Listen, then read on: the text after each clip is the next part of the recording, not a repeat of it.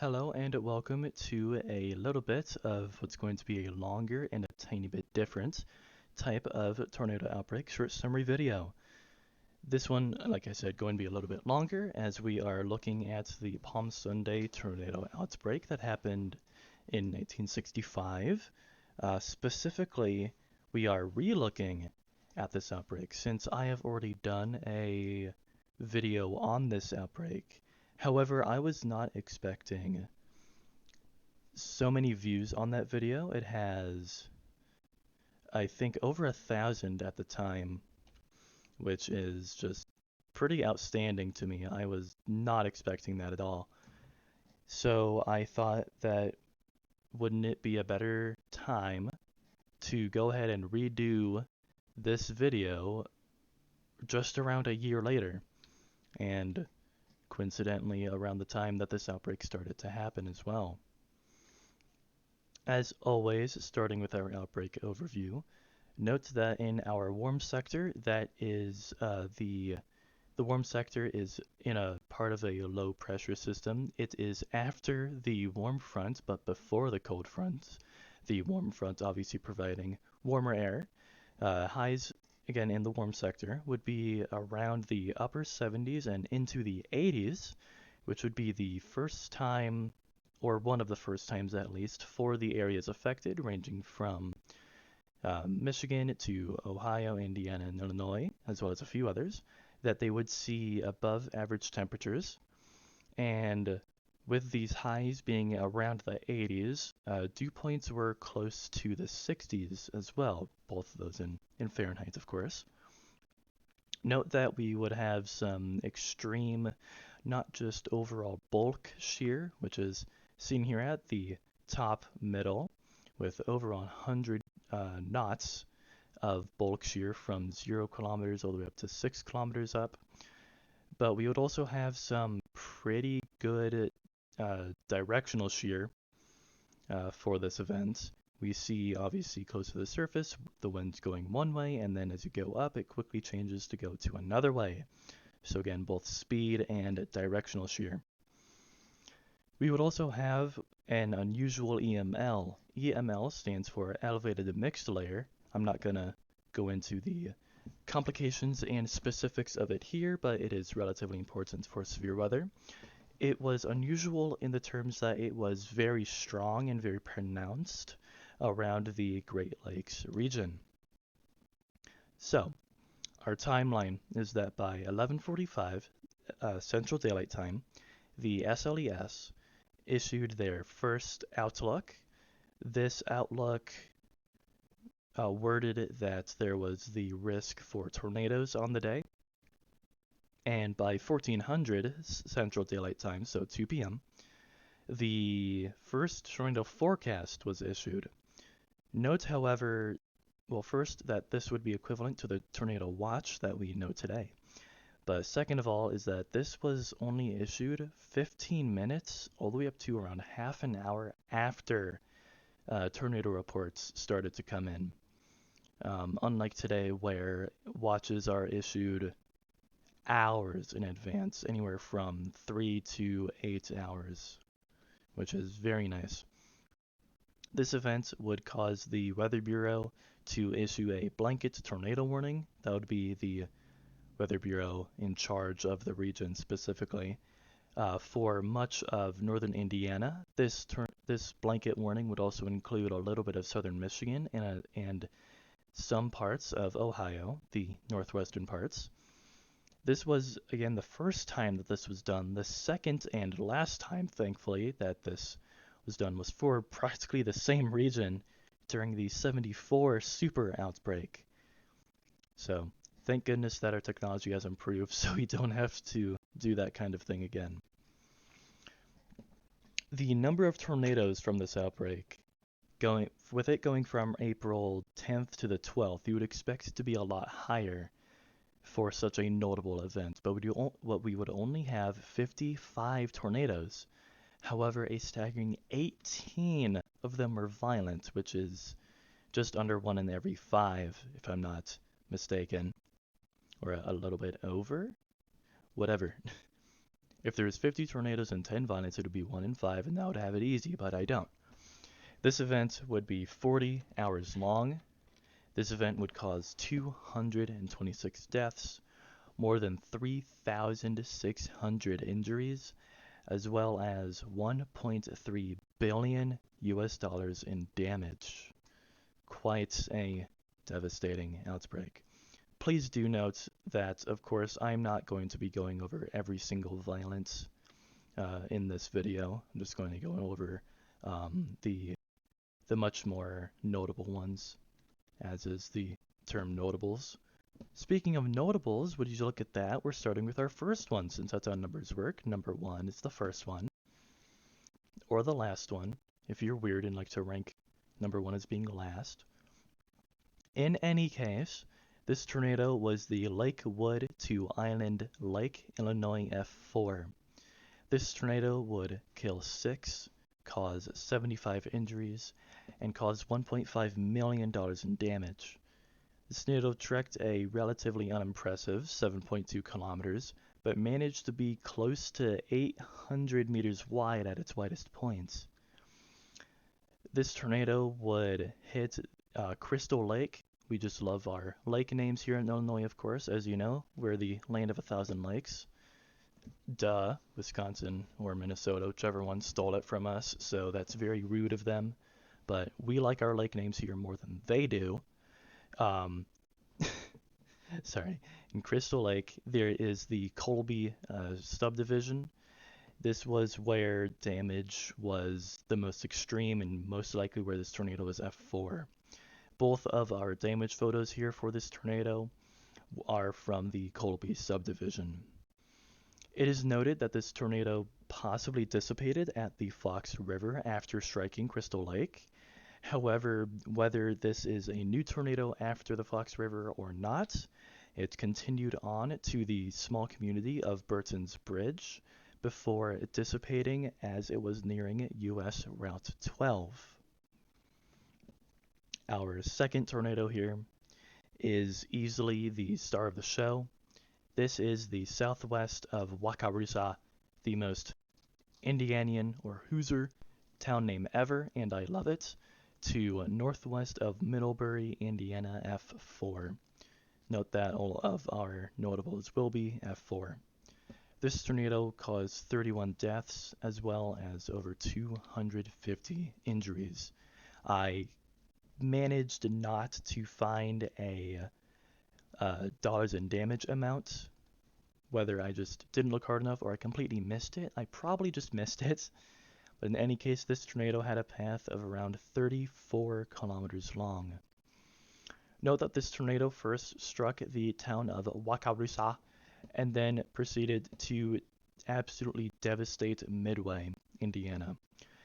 In Midway, there at the time was a trailer park, as after this tornado went through, 80% of the trailer park was completely destroyed.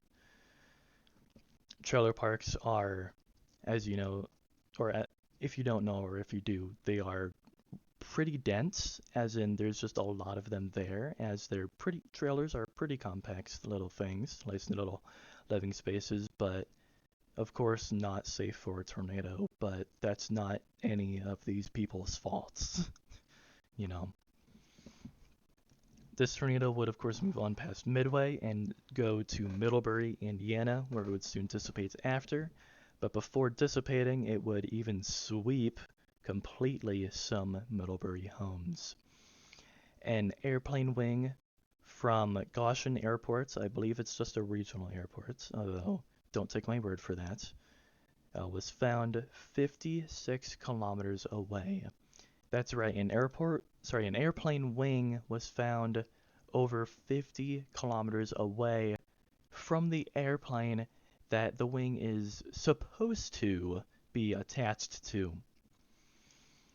This tornado is most famously known as the Midway tornadoes, and tornadoes would be the right word here, as our photo D out of our 6 photo sequence here is the most recognizable tornado photo of this event, easily, hands down, and there's there's no guessing as to see why. This is a stunning image of twin tornadoes.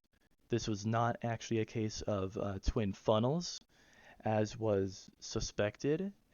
More evidence has been gathered, of course, over the years to show that this was a very short-lived second mesocyclone and then produced a second tornado before occluding in our last photo out of 6 here.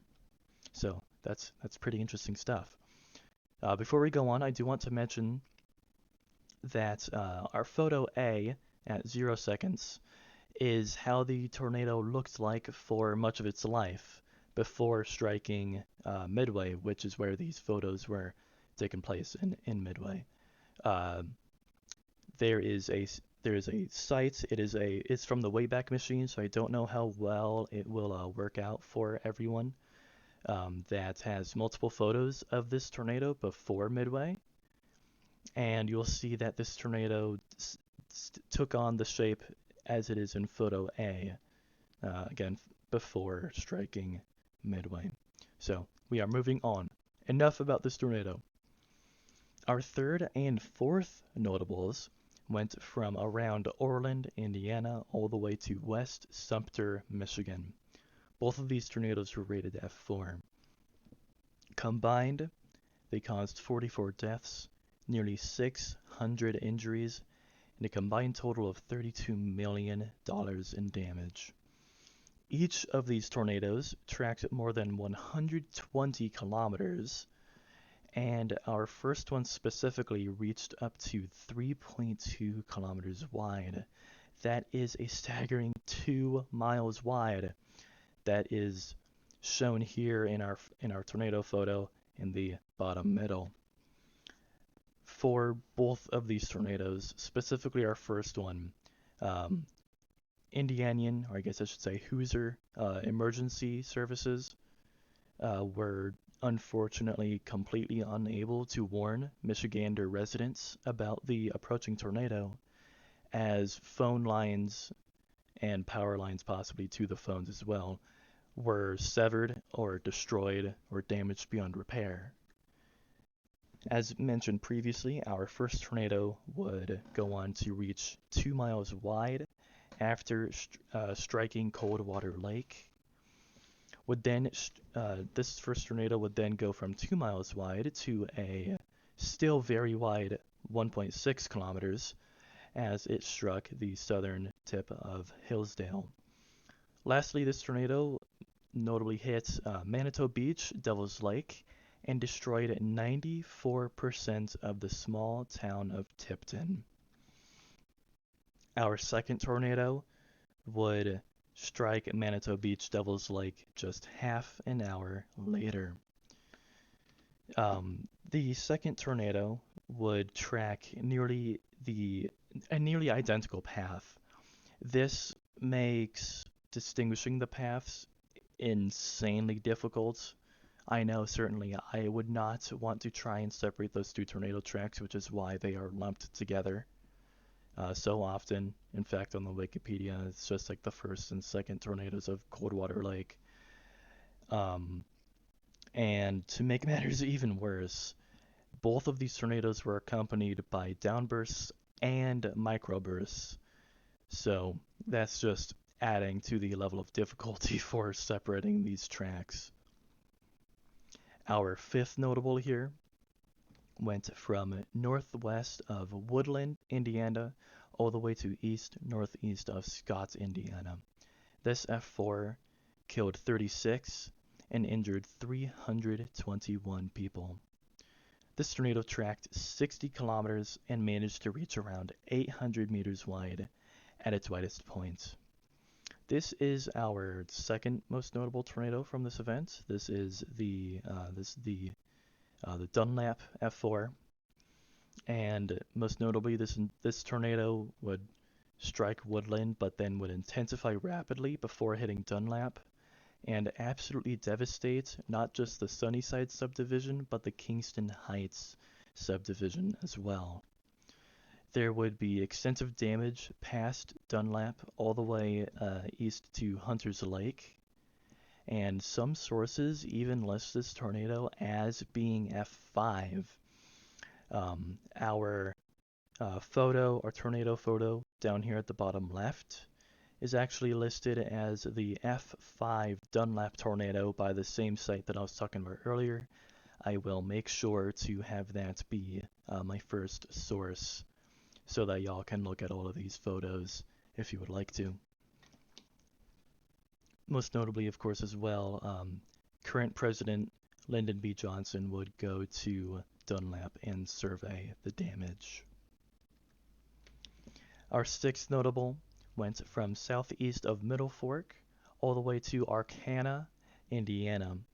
This F4 killed 25, injured 835 people, and caused $500 million in damage. This tornado had a path length even longer than our fifth notable at 77 kilometers and reached up to a mile wide. This tornado would strike Russiaville as it was intensifying, which led to varying degrees of damage in the town. However, it still managed to reach F4. This tornado then reached its mile-wide point and would strike Alto and South Kokomo, which was absolutely devastated. This tornado managed to destroy 80 homes in the town of Greenstown alone, and just scraped southern Marion, where it somehow managed to cause $12 million in damage there. This tornado was, as you can tell, quite the long track monster. One of our last notables here is the North Toledo, Ohio, all the way to Lost Peninsula, Michigan F4. This tornado caused 18 deaths, over 200 injuries, and $27.5 million in damage. This tornado had a very relatively short journey compared to our other notables at only 9 kilometers long, and only reached short of 200 meters wide. Both of our damage photos here are from Toledo, and this tornado would destroy 50 homes in the town. This tornado was also noted to have thrown cars and boats into buildings, as well as destroying a paint factory and department store. Our photo here at the top right may not look like much, but these little pillars, you may call them, these like glowing or just brighter color things, are actually the funnels of the tornado, oddly enough. Multiple eyewitnesses reported that the twin funnels were glowing, and you can visibly see a photo of them glowing. There is no defined explanation. There's no solid explanation, I should say, to what caused these funnels to be glowing. We just know that, well, they were, and we have the photographic evidence to prove it too. Alright, folks, our last notable here went from west-northwest of Pittsfield all the way to north of Strongville, Ohio. This tornado was also an F4. This tornado caused 18 deaths, 200 injuries, and $50 million in damage. This tornado trekked a shorter 35 kilometers, but managed to reach around close to 400 meters, although closer to 350, as being 360 meters wide. This tornado was yet another sighting of twin funnels. If you've been keeping track, that is at least 4. So, sorry, I should say at least 3, as the Dunlap tornado was reported to be twin funnel as well, although it's not really known if it was or not. But in any case, there was complete and total devastation of Pittsfield. In fact, some sources list that Pittsfield was destroyed at F5 strength. Note here that it was after Pittsfield that the tornado apparently split in two, the funnels going around a half-mile apart from each other, and then merged back together before hitting Crafton. there was apparently borderline F5 damage in northern Strongville. Looking here at our event significance, the photo that's shown here is our, I believe that was the 6th notable that went from Russiaville to Greentown. You can see there, and as you can see, just barely clipping southern Kokomo. This event is today one of the worst tornadic events in U.S. history. At the time, it was the most violent tornadic event in American history. This would be broken by the 30 violent tornadoes from the 74 super tornado outbreak, and to this date, no tornadic event has been able to reach that number of violent tornadoes. The 2011 super only reached 15 violent tornadoes. However, you can say that a stricter scale and whatever possibly prohibited, but I'm not gonna try and argue that. To this day, this is also the deadliest tornadic event to ever happen in the state of Indiana, and I sure as hell hope that that does not change, of course. Note that our first Manitou Beach Devil's Lake tornado produced a 151 mile per hour gust in, I believe it was the town of Tecumseh. I hope I'm pronouncing that right. If I'm not, just let me know. I'm sorry if I didn't. And I point this out because this was a record for the time. This would be broken in, I believe it was, 1980, 1981, or 82? By the, the Broken Arrow, Oklahoma F5, I think it was. And that record was broken by the, why am I forgetting? The Bridge Creek Moore tornado of May 3rd, 99. So, there's that. But again, at the time, this was a record. An investigation was done after this outbreak. The Weather Bureau wanted to figure out what caused such high death toll. They figured out that, according to both people who went through the event as well as emergency services, that their alert system was a little bit subpar. So what they did is that they changed it. This change was immense.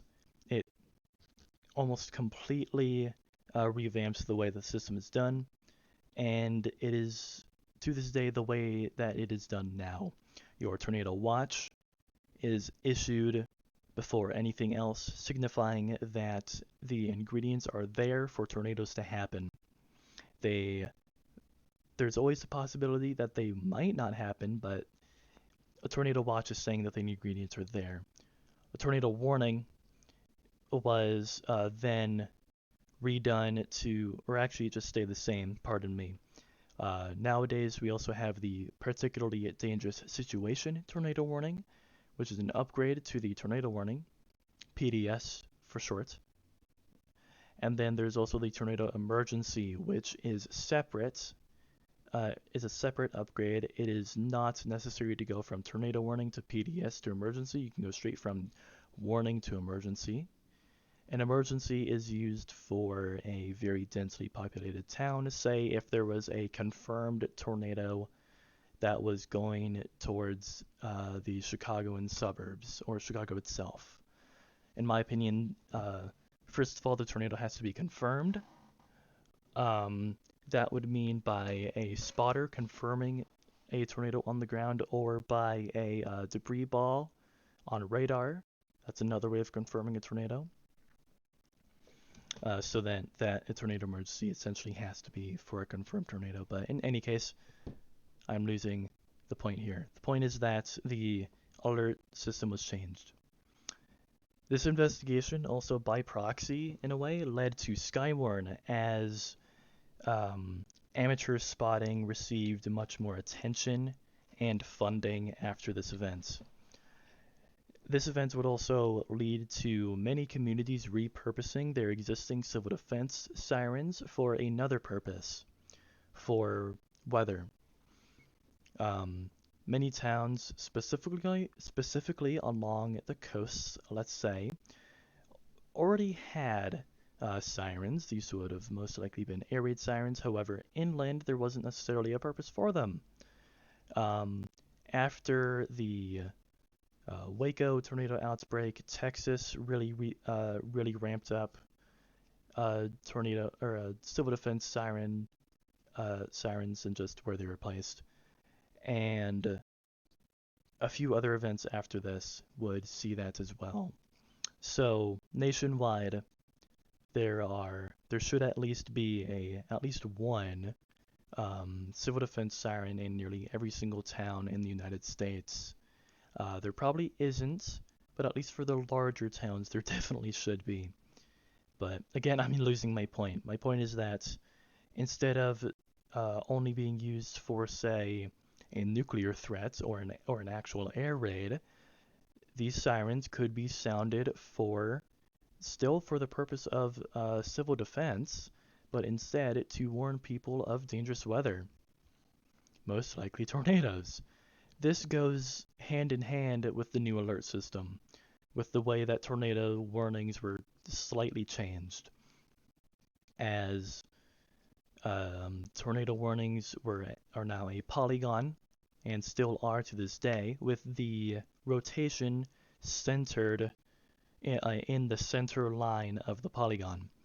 This therefore gives a specific range, obviously, that the sirens for towns that are in the warning should be sounded, and again goes hand in hand with them repurposing their sirens. Lastly, this was or at least one of the first events thoroughly studied by infamous tornadoologist Dr. Theodore Fujita. He would go on to discover suction vortices or multiple vortices inside of tornadoes. He would discover microbursts and downbursts. He had evidence of this from this outbreak, but then would confirm that with the 74 super outbreak, and literally created the Fujita scale, which is, where the Fujita scale gets its name. An amazing scientist, and I'm sad that he's gone, but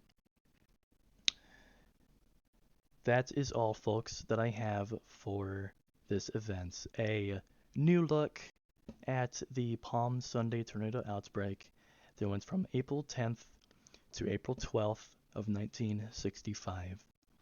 I hope that you all enjoyed this newer video on this outbreak, and I'll see you in the next one.